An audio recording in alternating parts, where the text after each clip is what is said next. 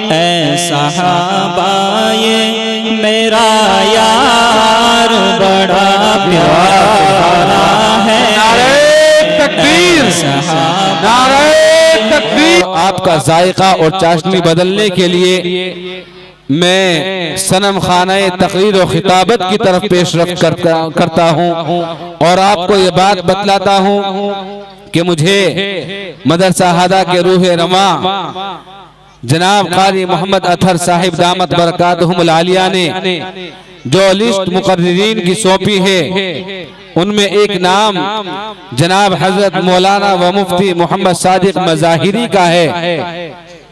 मदरसा हादा के रूह रमा ने बतलाया कि अल्हम्दुलिल्लाह मौसूफ की शख्सियत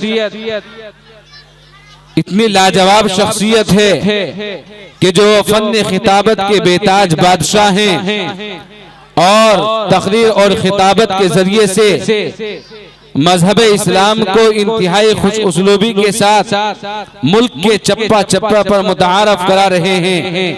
तो जब मैंने ये बातें सुनी तो मेरे दिमाग में भी एक बात ये आई कि वाकई किसी राइटर ने सच लिखा है और किसी लिखने वाले ने क्या ही खूब कहा है कि बारिश को धरती से अपना वजूद मनवाने के लिए अपनी पहली बूंद और कतरात को खोना और मिटाना पड़ता है, तब कहीं जाकर ये जमीन ये धरती बारिश के वजूद को तस्लीम करती है। तो ऐसे ही हजरत मौलाना व मुफ्ती मोहम्मद सादिक साहिब मज़ाहिरी की शख्सियत है कि जिन्होंने खिताबत की दुनिया में अपने आप को खपाया, अपने आप को मिटाया है, तब कहीं जाकर अरबाब इल्म फन ने मुफ्ती साहिब के वजूद को तस्लीम किया है। जी हाँ, मुफ्ती साहिब की शख्सियत एक ऐसी शख्सियत है कि जो हजारों के मजमे को संजीदगी अता करती है और जो बहुत ही बेहतरीन खुशनवा वाइज और शोला बया मुकर्रिर है। तो चलिए मैं भी आपको लिए चलता हूँ हजरत मौलाना व मुफ्ती मोहम्मद सादिक साहिब मज़ाहिरी की खिदमत में और उनकी खिदमत में जाकर हम उनके दर पर ये दस्तक देते हैं कि आप तशरीफ लाएं और अपने मवाइज़ हसाना से अपनी फसाहत व बलागत से लबरीज तकरीर दिल पजीर से हम सामीन को महजूज फरमा दें इस इस्तिकबाल के साथ कि जहन में चरागा है रूह जगमगाई है, जहन में चरागा है रूह जगमगाई है और आज की इस बज़्म में बस याद आपकी आई है। आप तशरीफ लाएं और अपनी तकरीर से हम सामीन को महजूज फरमा दें। सल्ली अला मुहम्मद व अला आलि मुहम्मद कमा सल्ली अला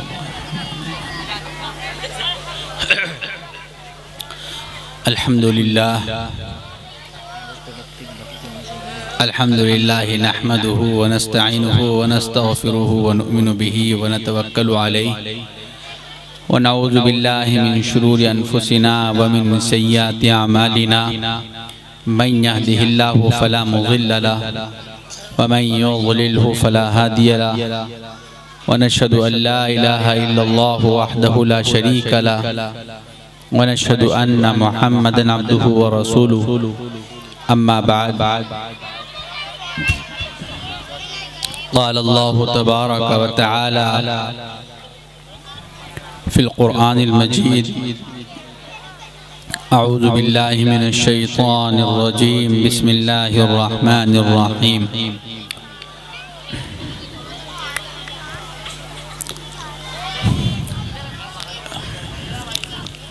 लौ अनज़लना हाज़ल क़ुरआन अला जबलिन लरअयतहु ख़ाशिअन मुतसद्दिअन मिन ख़श्यतिल्लाह व तिलकल अम्सालु नज़रिबुहा लिन्नासि लअल्लहुम यतफ़क्करून।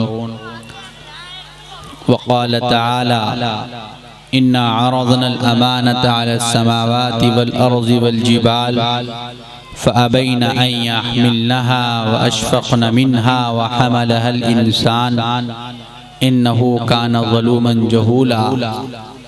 वक़ाल तआला इन्ना नहनु नज़्ज़लना ज़िक्र व इन्ना लहु लहाफ़िज़ून। वक़ाल तआला क़ुल इन इज्तमाअतिल इंसु वल जिन्न अला अन यअतू बिमिस्लि हाज़ल क़ुरआन वला यअतून बिमिस्लिही वलौ कान बअज़ुहुम लिबअज़िन ज़हीरा वक़ाल तआला व इन कुन्तुम फ़ी रैबिम मिम्मा नज़्ज़लना अला अब्दिना फ़अतू बिसूरतिम मिन मिस्लिही वदऊ शुहदाअकुम मिन दूनिल्लाहि इन कुन्तुम सादिक़ीन वक़ाल तआला अलिफ लाम मीम ज़ालिकल किताबु ला रैब फ़ीहि हुदल लिल मुत्तक़ीन वक़ाल तआला इन्ना नहनु नज़्ज़लना ज़िक्र व इन्ना लहु लहाफ़िज़ून वक़ाल तआला इन्न हाज़ल क़ुरआन यहदी लिल्लती हिय अक़वम सदक़ल्लाहुल अज़ीम। क़ाल नबी सल्लल्लाहु अलैहि वसल्लम खैरुकुम मन तअल्लमल क़ुरआन व अल्लमह औ कमा क़ाल अलैहि सलातु वस्सलाम।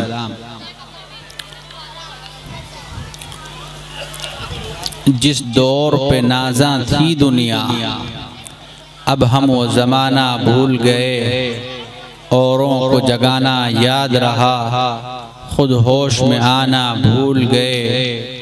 मुँह देख लिया आईने में पर दाग न देखा सीने में, दिल ऐसा लगाया जीने में मरने को मुसलमान भूल गए।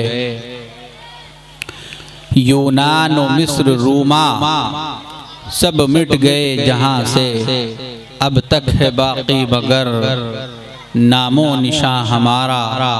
कुछ बात है कि हस्ती मिटती नहीं हमारी, सदियों रहा है दुश्मन दौरे ज़मा हमारा। अंदाज़े बयां गर्चे बहुत शौक़ नहीं है, शायद के उतर जाए तेरे दिल में मेरी बात, या वुसअत अफलाक में तकबीर मुसलसल, या खाक के आगोश में तस्बीह व मुनाजात। न हो तेरा नशेमन क़स्र सुल्तानी के गुंबद पर, न हो तेरा नशेमन क़स्र सुल्तानी के गुंबद पर, तो शाही है बसेरा कर पहाड़ों की चट्टानों में। मुसलमानों न घबराओ खुदा की शान बाकी है, अभी इस्लाम जिंदा है, अभी कुरान बाकी है। वो मुअज़्ज़ज़ थे ज़माने में मुसलमान होकर, और हम खार हुए तारीके कुरान होकर। चमन के माली अगर बना लें चमन के लायक शिआर भी, चमन में आ सकती है पलट कर चमन की रूठी बहार भी। अजीज साथियों, स्टेज पर जलवा फरोज मुअज़्ज़ज़ उलमाए इकराम और पसे पर्दा बैठी माएँ बहनें, सामने बैठे मोहतरम सामीन इज़ाम, हमारा आपके इस इदारे में आना तकरीबन 5 साल के बाद हुआ है। उससे पहले कई बार हजरत क़ारी मोहम्मद मुशर्रफ साहब रहमतुल्लाह अलैह के ज़माने में आना होता रहता था, और हमारे दोस्त मोहतरम मिलनसार बाखलाक क़ारी मोहम्मद अथर साहब दामत बरकातुहुम मुस्तकिल किसी न किसी अंदाज में राब्ते में रहते हैं, और आपके इस इदारे की खबर हम तक किसी न किसी अंदाज में पहुंचती रहती है। बात दरअसल ये है कि जी तो ये चाहता है कि जहाँ पर भी जाएं मुसलमानों को, ईमान वालों को अपने एहसासात, जज्बात, ख्यालात दिल में मौजूद हैं, उनसे मुतवज्जे करें, मुतनब्बे करें। लेकिन जाहिर सी बात है कि जब हम देखते हैं क्या शोर मचा रखा है,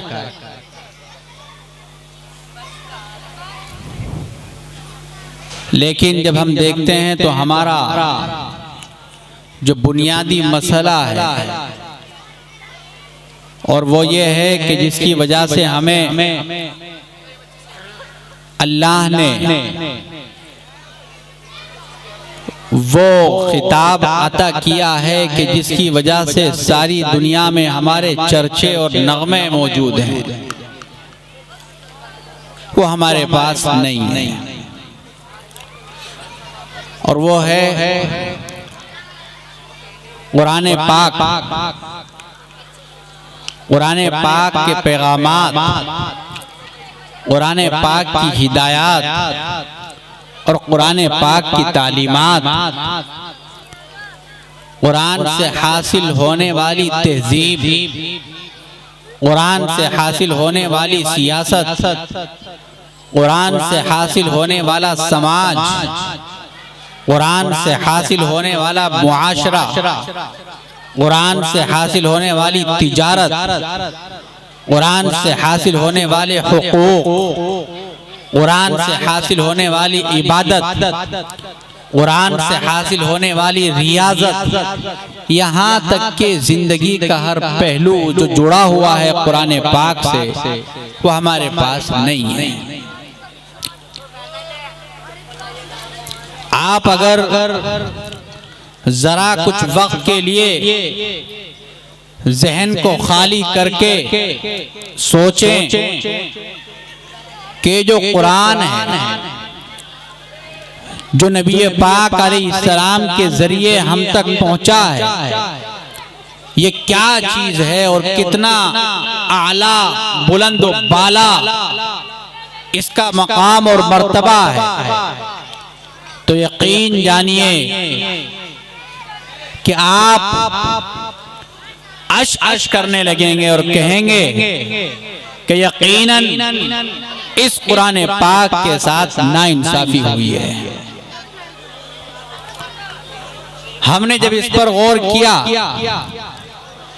एक तो ये कि हम इसकी अजमत, अहमियत और बुलंदी को दुनिया के लिखने वाले किसी राइटर की किताब से समझे या फिर हम किसी शायर के कलाम से समझे या फिर हम किसी बोलने वाले मुकर्रिर की तकरीर से समझे, उसमें वो बात नहीं है कि अगर हम खुद कुरान पाक से उस बात को समझे। इसलिए कि आप अगर देखेंगे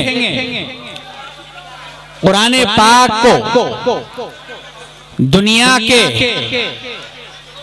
अल्फाज, कमालात और शायरों की शायरी और लुगत, लिखने वालों की लुगत, भाई क्या हो रहा है, क्या हो रहा है? लड़ाई जलसा हो रहा है भाई, लड़ क्यों रहे हो? दीन की बात हो रही है, इसमें लड़ना झगड़ना क्या है? अभी ये पूरा माहौल डिस्टर्ब हो गया। कारियाथर साहब कहाँ हैं? कारियाथर साहब कहाँ हैं? हाँ भाई, ए बच्चों यार तो पूरा भाई आपको बारहा समझा दिया गया है, ये दीनी महफिल है, दीनी मजलिस है। बच्चे तो बच्चे हैं ही, लेकिन बड़े भी जो है बच्चे बन रहे हैं। मेरे भाइयों, अगर यही हमारा माहौल रहा तभी तो ये हालात बन रहे हैं, चारों तरफ परेशान। थोड़ी देर की बात है, उसके बाद आप जो बाहर खड़े हुए हैं वो भी अंदर आ जाएं भाई।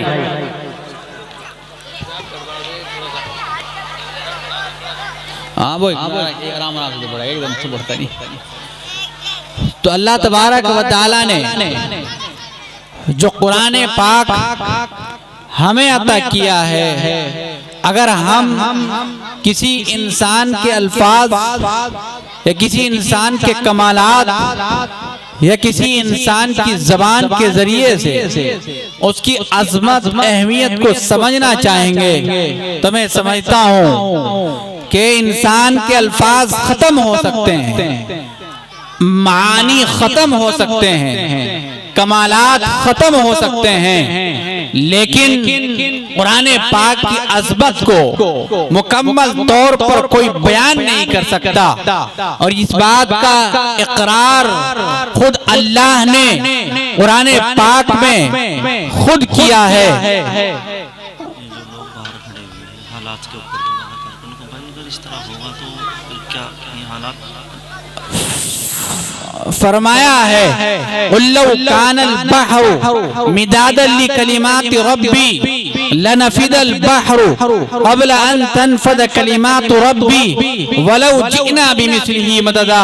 कि अगर सारी दुनिया के दरख्तों को कलम बना दिया जाए और सारी दुनिया के समंदरों को रोशनाई बना दी जाए तो दरख्तों के कलम टूट सकते हैं और समंदरों की रोशनाई खत्म हो सकती है, लेकिन कुरान पाक की अजमत को न कोई बयान कर सका है न कोई बयान कर सकता है। इसीलिए आप देखिए कि अल्लाह ने खुद कुरान में फरमाया लौ अंज़लना हाज़ल कुरान अला जबल, कि अगर हम इस कुरान को पहाड़ पर नाजिल कर देते तो पहाड़ रेजा रेजा हो जाते।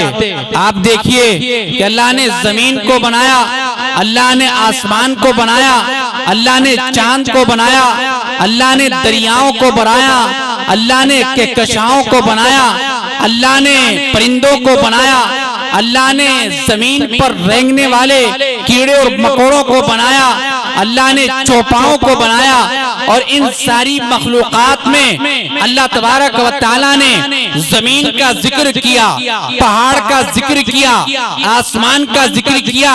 फरमाया हमने आसमान पर भी इस कुरान को पेश किया, हमने जमीन पर भी इस कुरान को पेश किया, हमने पहाड़ पर भी इस कुरान को पेश किया, लेकिन जमीन ने इसका बोझ उठाने से इनकार कर दिया, पहाड़ ने इसका बोझ उठाने से इनकार कर दिया, आसमान ने इसका बोझ उठाने से इनकार कर दिया।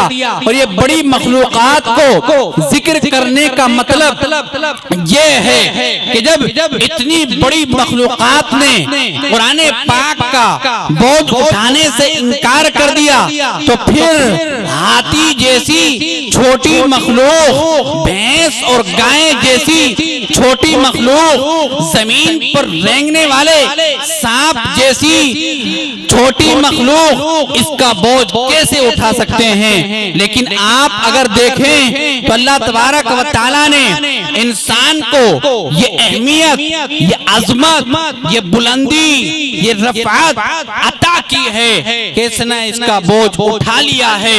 और अल्लाह ने इसके सीने पर इस कुरान पाक को उतारा है और ये गाइड लाइन है इंसान के लिए, इसलिए कि जमीन में, आसमान में, पहाड़ में, दरियाओं में, समंदरों में, कहकशाओं में, परिंदों में, दुनिया में जितनी मखलूकात हैं, कोई भी मखलूक ऐसी नहीं है कि जिसको अल्लाह ने मुकल्लफ बनाया है। अगर मुकल्लफ बनाया है, इंसान को बनाया है। आप देखिए कि अल्लाह तबारक व तआला ने कुरान पाक की अजमत को 1400 साल पहले, जबकि कुरान पाक मक्के की हसीन वादियों में नाजिल हो रहा था और वहां पर बड़े बड़े जबान के माहिरीन, बड़े बड़े कलाम करने वाले, बोलने वाले, शायरी करने वाले मौजूद थे।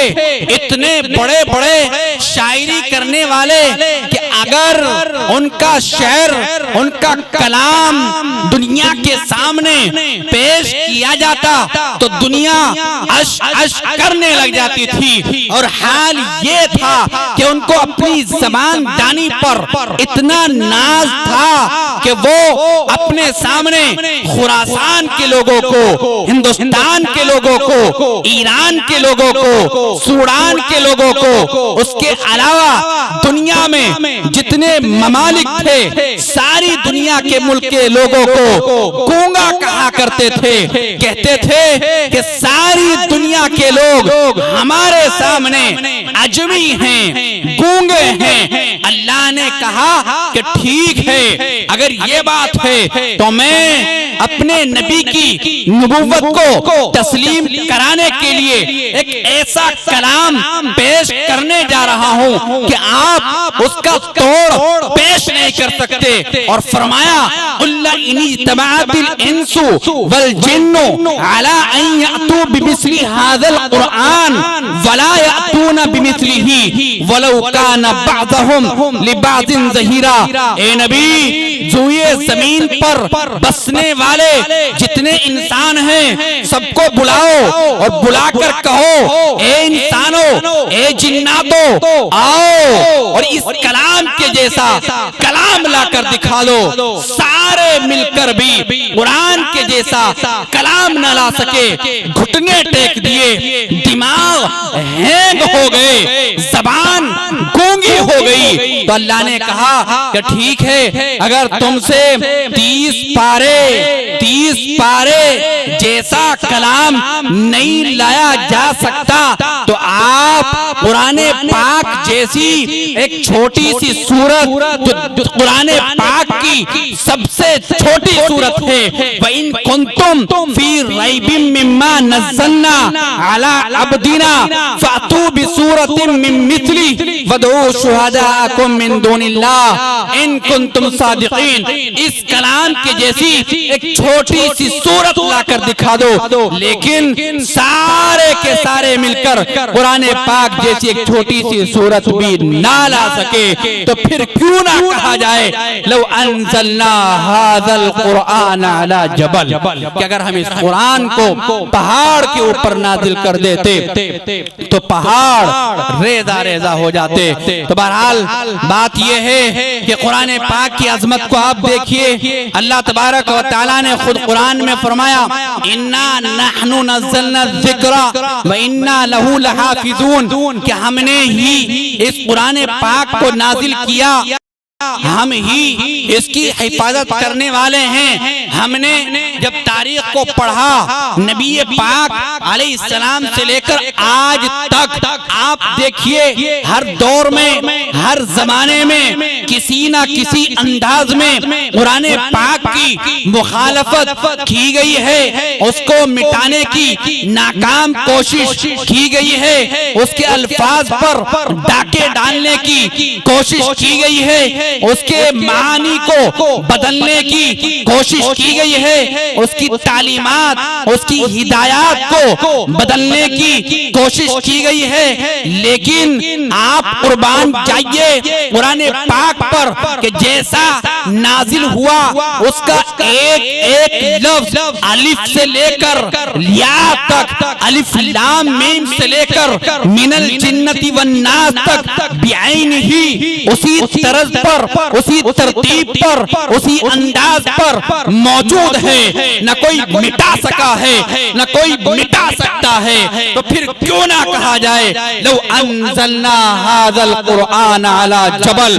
और यही नहीं बल्कि आपको मैं एक बात अजीब बताता हूँ। आप अगर दुनिया के कई मजहब हैं तो दुनिया में बड़ी तादाद में राइज हैं, यहूदियत है, ईसाइयत है और उसके अलावा बुद्धिज्म है। आप उनकी मजहबी किताब को उठा लीजिए, इनमें सबसे ज्यादा दुनिया में फैला हुआ मजहब ईसाइयत है। आप उनकी मजहबी किताब को उठा लीजिए जिसका नाम बाइबल इंजील है। आप अगर हिंदुस्तान की बाइबल लाएं अलग है, बरतानिया की लाएं अलग है, अमेरिका की लाएं अलग है, सूडान की लाएं अलग है और उसके अलावा ये ऑस्ट्रेलिया की लाएं अलग हैं, अलग अलग अंदाज से वो पढ़ते हैं, उसकी तालीमात में फर्क, उसके अल्फाज में फर्क, यहाँ तक के जबानों में फर्क। लेकिन आप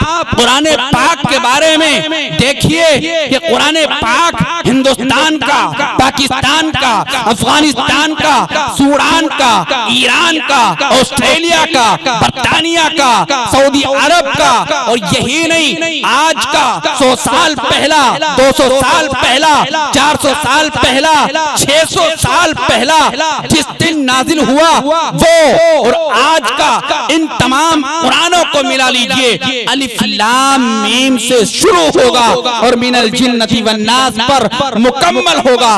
तो फिर क्यों ना कहा जाए लव अंज़लना हाज़ल कुरआन अला जबल, कि अगर हम इस कुरान को पहाड़ के ऊपर नाजिल करते तो पहाड़ रेजा रेजा हो जाते। तो बहरहाल ये कुरान पाक है जो आप और हमारे पास है। लेकिन क्या हमने इस कुरान पाक की अजमत को इसी तरह समझा? क्या हमने इस कुरान पाक की अहमियत को इसी अंदाज में जाना? क्या हमने इस कुरान पाक की बुलंदी को इसी तरह बयान किया? क्या हमारे दिमाग ने कुरान पाक की अहमियत को इसी तरह से जाना, पहचाना? क्या हमने अपने घरों में, मकानों में, दुकानों में, बाजारों में, चौराहों में, चौपालों में, इदारों में इस कुरान पाक को इसी तरह दाखिल किया? तो आप ही बताइए आपका जवाब क्या होगा? जाहिर सी बात है हम आप पसे पर्दा बेटी माए और बहनें सब जानते हैं कि हमने इसके साथ क्या सुलूक किया है। हमारे पास वक्त है चौपालों में बैठकर तबसरे करने का, हमारे पास वक्त है मोबाइल लेकर बैठकर उस पर वीडियो दर वीडियो देखने का, हमारे पास वक्त है दुनिया के सारे बेकार काम करने का। लेकिन हमारे पास अगर वक्त नहीं है तो कुरान पाक के लिए नहीं है।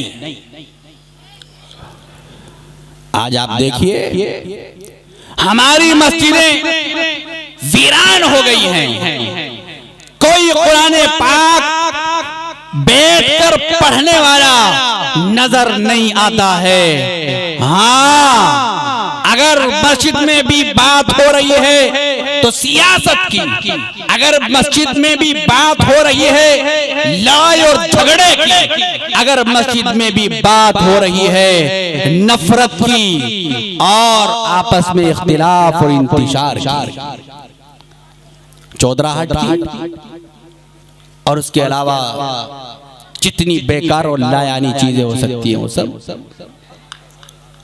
हमारे घरों का हाल देखें, माँ और बहनें अव्वल तो कुरान पाक पढ़ना जानती नहीं हैं, लेकिन अगर किसी से पढ़ना आता है तो उन्हें फुर्सत नहीं है कुरान पाक बैठकर पढ़ने की, इसलिए कि उनके पास दूसरे काम बहुत हैं। उनको जिठानी की ग़ीबत करनी है, उनको सास के साथ लड़ना है और सास को बहू के साथ लड़ना है, एक दूसरे की कमियों पर मुकम्मल तौर पर नजर रखनी है, और हमारे पास कुरान पाक पढ़ने के लिए कोई वक्त नहीं है। नौजवान को देख लीजिए, यही हाल है। हमारा नौजवान सड़कों पर फिर रहा है, नशा कर रहा है, लड़कियों के पीछे दौड़ रहा है, जिनाकारी, अय्याशी, नशे में धूत, और चाहते ये हैं कि हम दुनिया पर राज करें और इख्तिदार हमारे हाथ में आ जाए, और चाहते ये हैं कि हमारे हिसाब से दुनिया का सारा निजाम चले। जाहिर सी बात है ऐसा कैसे हो सकता है? उनके पास वक्त ही नहीं है कुरान पाक को पढ़ने का। समझना बहुत दूर की बात है। कुरान पाक के अल्फाज पढ़ने का वक्त नहीं है। जब हमारे पास किसी के पास भी वक्त नहीं है कुरान पाक को पढ़ने का या समझने का, तो फिर हम दुनिया में कैसे सुरखरू हो सकते हैं? हमारी नस्लों के ईमान कैसे बच सकते हैं? आज हमें ये शिकवा है कि हमारे छोटे बड़ों का एहतराम नहीं करते, बेटा बाप का अदब नहीं करता, शागिर्द उस्ताद का एहतराम नहीं करता, बेटा बाप की बात नहीं मानता, और माँ सुबह से लेकर शाम तक रोती फिरती है कि मेरा बेटा मेरी बात नहीं मानता। मुझे बताइए, क्या बाप ने या माँ ने अपने बेटे को कुरान पाक पढ़ना सिखाया, उसके अल्फाज सिखाए, उसके मानी बताए? क्या उन्होंने इसकी फिक्र की कि उसके पास इस्लाम हो? क्या उन्होंने इसकी फिक्र की कि उसके पास कुरान हो? मैं समझता हूँ किसी को ये फिक्र नहीं है। हर एक को फिक्र है कि मेरे हुकूक किस तरह पूरे हों, और हुकूक किसी के पास भी नहीं है। चूंकि अल्लाह ने जो चीज हमें अता की थी कुरान पाक की शक्ल में, और नबी पाक अलैहिस्सलाम ने अमली तौर पर उसको करके दिखाया, जबान से कहा, अमल करके दिखाया, या सहाबा ने अमल किया, नबी पाक अलैहिस्सलाम खामोश रहे, वो भी एक तरीका है मुस्बत अंदाज में हलाल का। तो हमने न कुरान को पढ़ा, न नबी पाक अलैहिस्सलाम की जिंदगी को पढ़ा, हमने न कुरान को सुना और न नबी पाक अलैहिस्सलाम की जिंदगी को सुना। अगर सुना, आए, देखा, लच्छेदार तकरीर किसी ने की, सुने, घर गए, जाकर सो गए, सुबह में नमाज पढ़ी नहीं पढ़ी, गायब, एक कान से सुना, दूसरे कान से निकाल लिया। ये हमारा हाल है। कानों पर जू नहीं रेंगती है। वो शेर फिर कहा जाए कि वाए नाकामी, मताए कारवा जाता रहा, और कारवा के दिल से एहसासे जिया जाता रहा। कितने इदारे, कितने मदरसे, कितने उलामा, कितने तबलीग वाले आए, बताएं, कहें, सुनाएं, सुने, समझाएं, लेकिन समझने और समझाने को कोई तैयार नहीं है। बस जिंदगी गुजार रहे हैं बेढंग, बेतरीका, बेसरीका। नाम रख लिया उमर, उस्मान, अबू बकर, मुआविया, मुआज, मुदस्सिर, मुसलमानों के नाम है।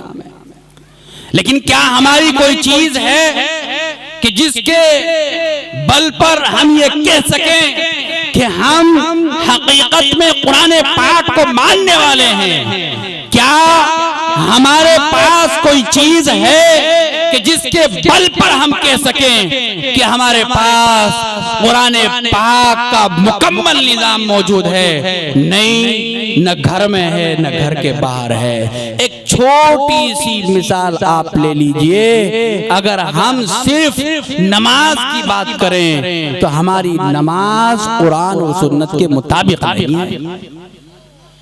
पूरी जिंदगी बहुत बड़ी चीज है। अभी देखिए आप, जब मैं बयान करने बैठा क्या हाल था, एक हंगामा, एक शोर, हर तरफ लोग खड़े हुए, दीनी महफिल, कुरान की बात, हदीस की बात, नबी पाक अलैहिस्सलाम पर बाकायदा आयत नाजिल हुई कि जबकि एक सहाबी ने हल्की सी बुलंद आवाज करके नबी पाक अलैहिस्सलाम से बात कर ली, कुरान में फौरन आयत नाजिल हुई और कहा गया ला तरफऊ अस्वातकुम, कि तुम्हारी आवाज बुलंद ना होनी चाहिए। आप बताइए कि कुरान पाक की बात हो और नाम का मुसलमान हो, वो आए हंगामे करे, शोर करे, चौपालों में खड़े हों और उनको पता हो कि हमारे यहाँ पर कोई दीनी जलसा या कुरानी जलसा हो रहा है, लेकिन उस तरफ वो आने को तैयार ना हो, उनके साथ क्या सलूक किया जाएगा और उनके लिए अल्लाह की तरफ से क्या वाइद नाजिल होगी या उनके लिए दुनिया और आखिरत में क्या अहकामात लागू होंगे, आप अंदाजा लगाइए। तो हमें समझना, हमें इस पर गौर करना है। और इस वक्त जो सूरत हाल है आप उसका अंदाजा नहीं लगा सकते। अगर आप लगा रहे हैं तो मैं जुर्रत के साथ, हिम्मत के साथ इस बात को कह सकता हूं, इस स्टेज से कह सकता हूं, जहां तक मेरी आवाज पहुंच रही है वहां तक सुनी जाए कि मुसलमानों, अगर आप अब भी नहीं समझे, आपने अब भी नहीं जाना कि कुरान क्या है और हमें क्या करना है, तो आप यकीन जानिए कि आपकी नई नस्ल आपके हाथ में नहीं रहेगी। कुछ तो हाथ से निकलती चली जा रही है, लेकिन आइंदा आप उनके ईमान की हिफाजत का वादा भी नहीं ले सकते, इसलिए कि आप नहीं जानते कि कुरान पाक के मानने वालों को मिटाने के लिए क्या क्या किया जा रहा है। इसलिए इन इदारों को, इन दीनी जलसों को बचा कर रखिए, बच्चों को भेजिए। अगर अल्लाह ने कहीं मौका दिया है आपको कि आपके इलाके में, महल्ले में, बस्ती में कोई मदरसा है जिसमें कुरान पाक पढ़ा जा रहा है, मासूम बच्चे पढ़ रहे हैं, तो वहां पर हर एतबार से ताउन करें, बच्चे को भेजें ताकि बच्चा कुरान पाक पढ़ने वाला बने। बच्चियों को भेजें इसलिए कि आप अगर अपनी बच्चियों के दिलों में कुरान पाक को उतार देंगे, उनको हाफिजा, आलिमा बना देंगे, उनके सीनों में कुरान पाक होगा, तो कल वो किसी ऐसे इंसान के हाथ नहीं चढ़ेगी कि जिसके पास ईमान नहीं है, जिसके पास इस्लाम नहीं है, इसलिए कि उसको उसका इल्म, उसको कुरान, उसको ईमान बार बार रोकता रहेगा, कहता रहेगा नहीं, मेरे पास जो अज़मत और मेरे पास जो कुरान पाक है उसकी अहमियत, उसकी अज़मत बहुत बड़ी है, उसका कोई मुकाबला नहीं है। दूसरे एतबार से भी मदद करें और वो है माली एतबार से।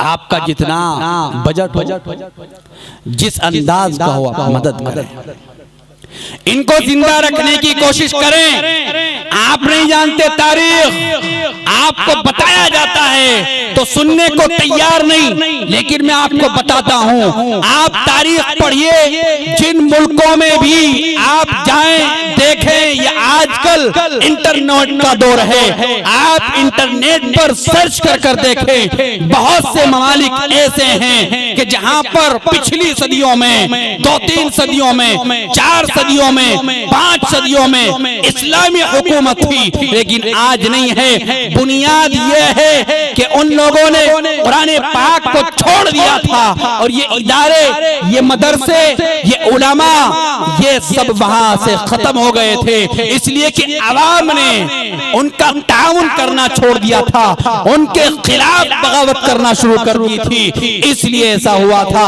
आप आए, इनका ताउन करें, माली एतबार से भी ताउन करें, जानी एतबार से भी ताउन करें और अपने महल्ले, अपने बस्ती के मदरसों को बचाने की कोशिश करें और हर एतबार से उनका साथ दें, ताकि कल क़यामत के दिन अगर सवाल हो तो कह सकें कि हमने कुरान पाक की हिफाजत के लिए कुछ ना कुछ इक़दामात किए थे। अगर हमने ऐसा नहीं किया तो कल क़यामत के दिन अल्लाह हमसे पूछ सकता है, ए ईमान वाले, ए इस्लाम वाले, ए कुरान वाले, मैंने तेरे महल्ले में नियामत अता की थी, मदरसे के ताल्लुक से आपने उसकी किसी भी एतबार से मदद नहीं की, ताउन नहीं किया और वो आपके मदद और ताउन ना करने की वजह से बंद कर दिया गया था, तो फिर आप क्या जवाब देंगे? जाहिर सी बात है आपके पास उसका कोई जवाब नहीं होगा। इसलिए मुसलमानों, आओ, अगर आप चाहते हो अपनी इज्जत, अगर चाहते हो अपनी बुलंदी, अगर चाहते हो अपना इख्तिदार, अगर चाहते हो अपनी तहजीब, अगर चाहते हो अपनी सियासत, अगर चाहते हो अपना बेहतरीन साफ सुथरा समाज, अगर चाहते हो अपनी नौजवान नस्लों को अच्छा कैरेक्टर और नेचर का बनाने अगर चाहते हो अपनी नई नस्ल की ईमान की हिफाजत करना, तो आओ कुरान पाक को सीने से लगाओ, आफियत चाहो तो आओ दामने कुरान में। ये वो दरिया है कि जिसमें डूबता कोई नहीं। और मैं अपना वो शेर पढ़ता हूँ जो हमें हर जगह तकरीबन पढ़ देता हूँ कि चमन के माली अगर बना लें चमन के लायक शियार, अब भी चमन में आ सकती है पलट कर चमन की रूठी बहार, अब भी वमा अलैना इल्लल बलाग।